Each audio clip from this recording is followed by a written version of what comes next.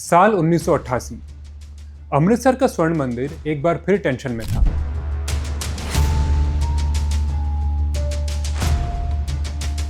Khalistani separatist मंदिर के अंदर छिपे बैठे थे और देश की सिक्योरिटी पर एक बार फिर सवाल उठ गया था।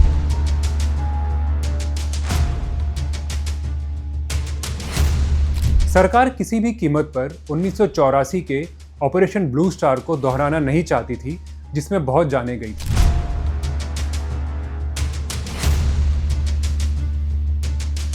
बाहर सिक्योरिटी फोर्सेस तैनात तो थी, पर अंदर की सॉलिड इंफॉर्मेशन के बिना कोई भी कदम उठाना बहुत भारी पड़ सकता था।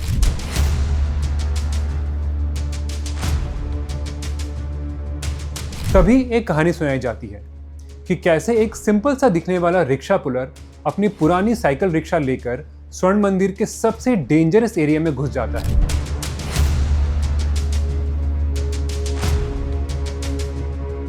वो कांपती हुई आवाज में टेररिस्ट से कहता है कि वो पाकिस्तानी इंटेलिजेंस एजेंसी आईएसआई का एजेंट है और उनकी मदद करने आया है।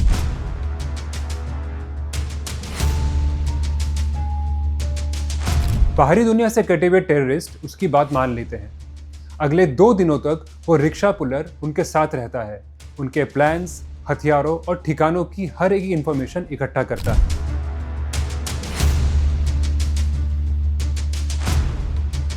लेकिन वो कोई आईएसआई एजेंट नहीं था और न ही वो कोई आम रिक्शा पुलर था। वो एक इंडियन स्पाई था जो अपनी जान हथेली पर रखकर देश के दुश्मनों के बीच रह रहा था।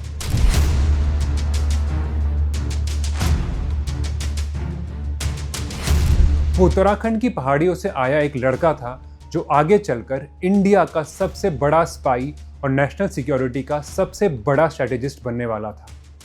ये कहानी है इंडिया के असली जेम्स बॉन्ड अजीत डोभाल की।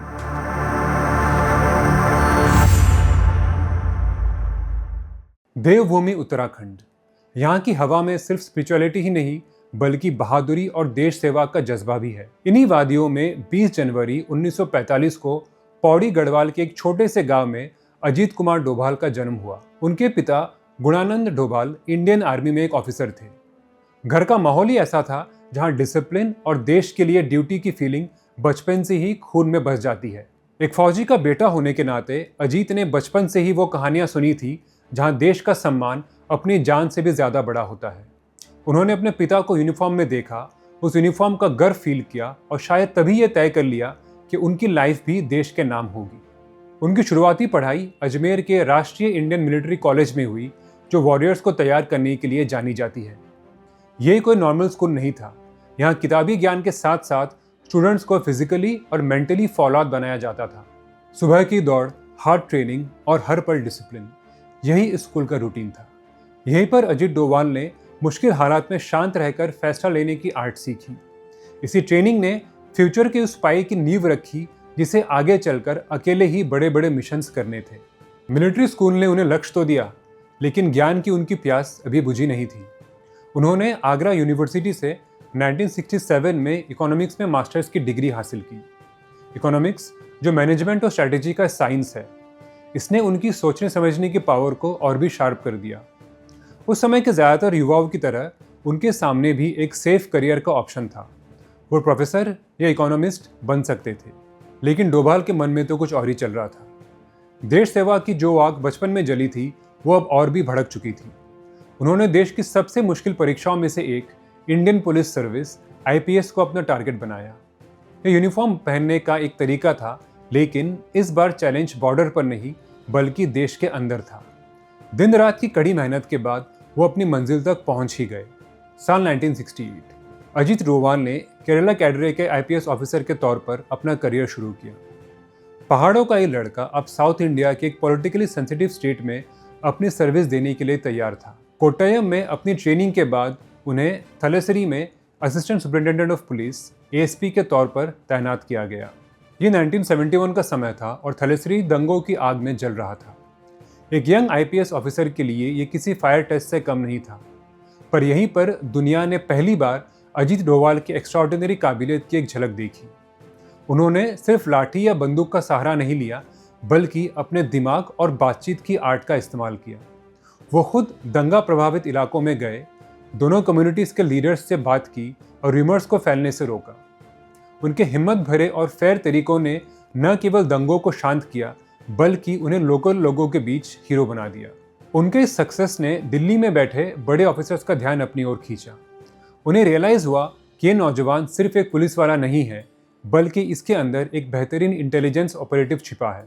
और फिर 1972 में उनके करियर में वो मोड़ आया जिसने इंडिया की सिक्योरिटी की कहानी को हमेशा के लिए बदल दिया।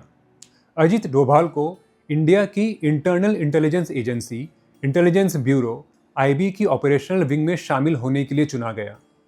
ये खाकी यूनिफॉर्म की चकाचौंध से बहुत दूर परछाइयों की दुनिया थी, एक ऐसी दुनिया जहां नाम और पहचान गुम जाते हैं और जहां एक छोटी सी गलती का मतलब मौत हो सकता है।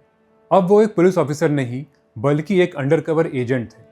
उनका काम क्रिमिनल्स को पकड़ना नहीं बल्कि देश के दुश्मनों के प्लान्स को पूरा होने से पहले ही फेल करना था।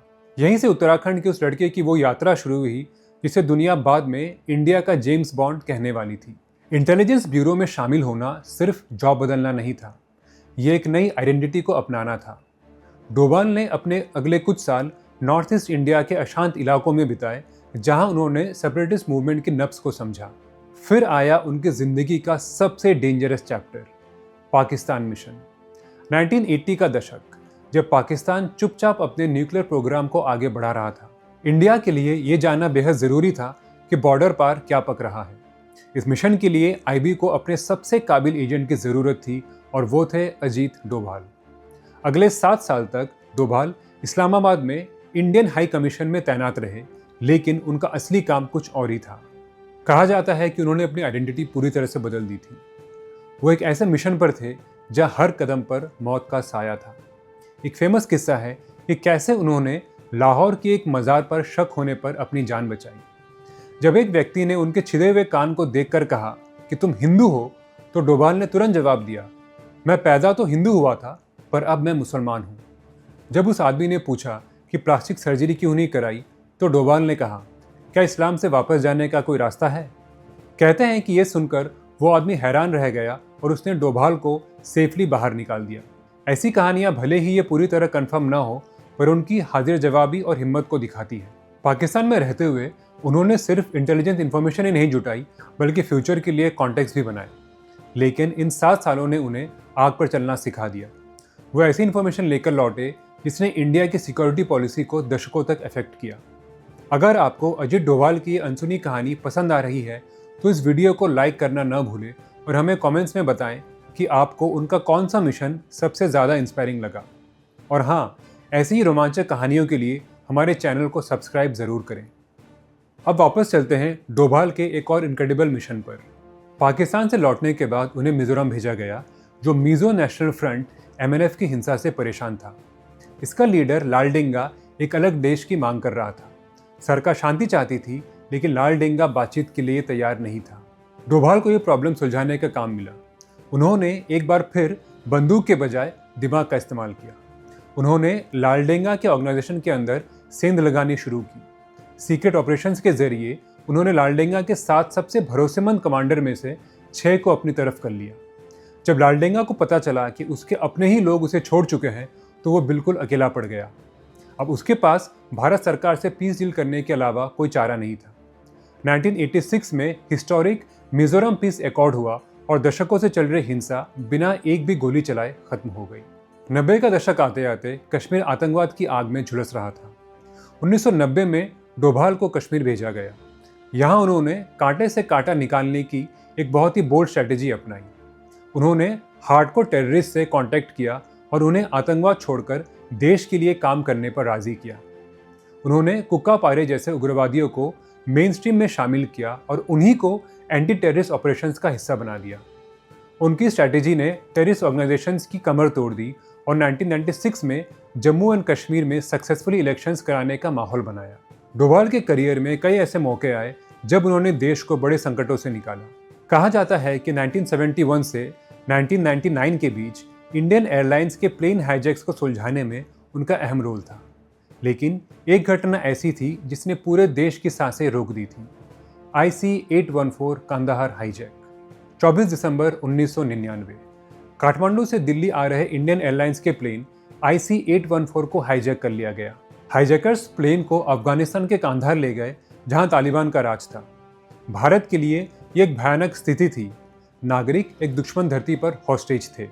इस क्राइसिस के बीच भारत ने अपने सबसे एक्सपीरियंस लोगों पर भरोसा किया। अजीत डोभाल को ग्राउंड सिचुएशन का जायजा लेने और बातचीत का रास्ता खोलने के लिए कांधार भेजा गया। कांधार का माहौल बेहद टेंस था। डोभाल को न केवल चालाक टेररिस्ट से बल्कि तालिबान के डबल गेम से भी निपटना था। भले ही इस क्राइसिस का अंत 3 खूंखार टेररिस्ट की रिहाई के साथ हुआ, लेकिन ये डोभाल और उनकी टीम की ही स्ट्रैटेजी थी जिसकी वजह से सभी पैसेंजर्स को सेफली इंडिया वापस ला जाया सका। साल 2005 में अजीत डोभाल इंटेलिजेंस ब्यूरो के डायरेक्टर के पद से रिटायर हो गए। ऐसा लगा कि भारत के महान स्पाई की जर्नी अब खत्म हो गई। उन्होंने विवेकानंद इंटरनेशनल फाउंडेशन नाम का एक थिंक टैंक शुरू किया, लेकिन शायद किस्मत को कुछ और ही मंजूर था। 2014 में देश को एक ऐसे व्यक्ति की ज़रूरत थी जो नेशनल सिक्योरिटी के चैलेंजेस को जड़ से समझता हो, और अजीत डोभाल से बेहतर कौन हो सकता था। 30 मई 2014 को अजीत डोभाल को इंडिया का 5वां नेशनल सिक्योरिटी एडवाइज़र NSA नियुक्त किया गया। ये इंडिया के सबसे पावरफुल पदों में से एक है। इंडिया की दोनों इंटेलिजेंस एजेंसीज रॉ और IB सीधे NSA को रिपोर्ट करती है, यानी इंडिया की पूरी सिक्योरिटी मशीनरी की कमान अब अजीत डोभाल के हाथों में थी। NSA बनते ही डोभाल ने भारत की सिक्योरिटी पॉलिसी में एक अग्रेसिव बदलाव का सिग्नल दिया, जिसे आज डोभाल सिद्धांत या डोभाल डॉक्ट्रिन के नाम से जाना जाता है। ये सिद्धांत साफ था, अब इंडिया अपनी धरती पर हुए हमलों को चुपचाप नहीं सहेगा। अब भारत दुश्मनों को उनकी ही धरती पर जाकर मारेगा। डोभाल का मानना था, हम वही लड़ेंगे जहां से खतरा पैदा होता है। अब दुनिया इस सिद्धांत को हकीकत में बदलते देखने वाली थी। नेशनल सिक्योरिटी एडवाइजर के तौर पर अजीत डोभाल का कार्यकाल उनके डोभाल डॉक्ट्रिन का लाइव डेमो बन गया। जून 2014 में इराक के तिक्रित शहर में आईसिस के टेररिस्ट ने 46 इंडियन नर्सेस को हॉस्टेज बना लिया। डोभाल एक टॉप सीक्रेट मिशन पर खुद इराक गए। किसी को नहीं पता कि उन्होंने वहां क्या किया, लेकिन कुछ ही दिनों में सभी 46 नर्सेस को सेफली रिहा कर दिया गया।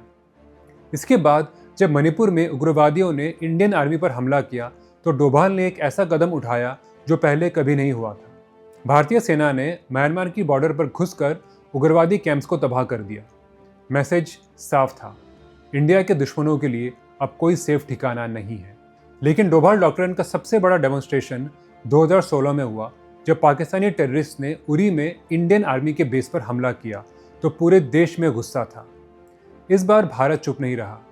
अजीत डोभाल की देखरेख में भारतीय सेना ने लाइन ऑफ कंट्रोल LOC पार कर पाकिस्तान ऑक्यूपाइड कश्मीर में सर्जिकल स्ट्राइक की। इस ऑपरेशन ने पाकिस्तान और दुनिया को हैरान कर दिया। फरवरी 2019 में पुलवामा हमले के बाद डोभाल डॉक्ट्रिन फिर से एक्शन में आया। इस बार भारत एक कदम और आगे बढ़ा। 26 फरवरी 2019 को इंडियन एयरफोर्स के विमानों ने पाकिस्तान के बहुत अंदर बालाकोट में जैश ए मोहम्मद के ट्रेनिंग कैंप पर एयर स्ट्राइक की। बालाकोट एयर स्ट्राइक ने यह साबित कर दिया कि इंडिया अपने दुश्मनों को सबक सिखाने के लिए किसी भी हद तक जा सकता है। और ये सिलसिला यही नहीं रुका। साल 2025 में जब पहलगाम में एक और बड़े आतंकी हमले ने देश को हिला दिया, तो डोभाल की आक्रामक रणनीति एक बार फिर सामने आई। उनके नेतृत्व में ऑपरेशन सिंदूर को अंजाम दिया गया। इस ऑपरेशन में भारतीय सेना ने सिर्फ 23 मिनट के अंदर पाकिस्तान के भीतर घुसकर 9 आतंकी ठिकानों को सटीकता से तबाह कर दिया। ये एक और संदेश था कि नए भारत के दुश्मनों के लिए अब कोई भी पनाहगाह सुरक्षित नहीं है। सैन्य अभियानों के अलावा डोभाल ने डिप्लोमेसी के मोर्चे पर भी अपनी काबिलियत साबित की। 2017 में जब डोकलाम में इंडिया और चाइना की सेनाएं 73 दिनों तक आमने सामने थी, तो डोभाल ने बातचीत को लीड किया और बिना एक गोली चलाए क्राइसिस को शांति से हल किया। अगस्त 2019 में जम्मू एंड कश्मीर से आर्टिकल 370 को हटाने जैसे हिस्टोरिक फैसले के पीछे भी डोभाल की स्ट्रेटेजी एक अहम हिस्सा थी। फैसले के बाद वो खुद कश्मीर की सड़कों पर गए, लोकल लोगों से मिले और उन्हें भरोसा दिलाया। अजीत डोभाल की कहानी किसी फिल्म स्क्रिप्ट से कम नहीं है। ये उत्तराखंड की पहाड़ियों से एक लड़के की कहानी है जिसने अपनी बुद्धि, हिम्मत और देश प्रेम के दम पर खुद को इंडिया का सबसे बड़ा सिक्योरिटी स्ट्रेटेजिस्ट साबित किया। उनकी इंस्पायरिंग स्टोरी से प्रभावित होकर डायरेक्टर आदित्य धर ने फिल्म धुरंधर में एक्टर R माधवन को उनके किरदार निभाने का मौका दिया। उन्हें इंडिया का जेम्स बॉन्ड कहा जाता है, लेकिन उनकी लेगेसी इस नाम से कहीं बड़ी है। जेम्स बॉन्ड एक कल्पना है, लेकिन अजीत डोभाल एक जीती जाती हकीकत है जिन्होंने अपनी पूरी लाइफ भारत माता की खामोश सेवा में लगा दी। वो पहले पुलिस ऑफिसर हैं जिन्हें पीस टाइम में दिए जाने वाले दूसरे सबसे बड़े ब्रेवरी अवार्ड कीर्ति चक्र से सम्मानित किया गया। वो सिर्फ एक जासूस नहीं बल्कि एक आधुनिक चाणक्य हैं जिन्होंने साम दाम दंड भेद हर पॉलिसी का इस्तेमाल सिर्फ एक टारगेट के लिए किया, इंडिया की सिक्योरिटी। उनकी कहानी हमें सिखाती है कि सच्ची देशभक्ति सिर्फ बॉर्डर्स पर लड़ना नहीं बल्कि गुमनामी में रहकर देश के लिए अपना सब कुछ दांव पर लगाना भी है। अजीत डोभाल की लेगेसी हमेशा इंडिया के सिक्योरिटी हिस्ट्री में सुनहरे अक्षरों में लिखी जाएगी। देखने के लिए धन्यवाद। अगर आप अजीत डोभाल को इंडिया का सच्चा हीरो मानते हैं तो इस वीडियो को शेयर करें और कमेंट्स में जय हिंद लिखें। स्क्रीन पर दिख रहे दूसरे वीडियोस को भी ज़रूर देखें और हमारे साथ जुड़े रहें।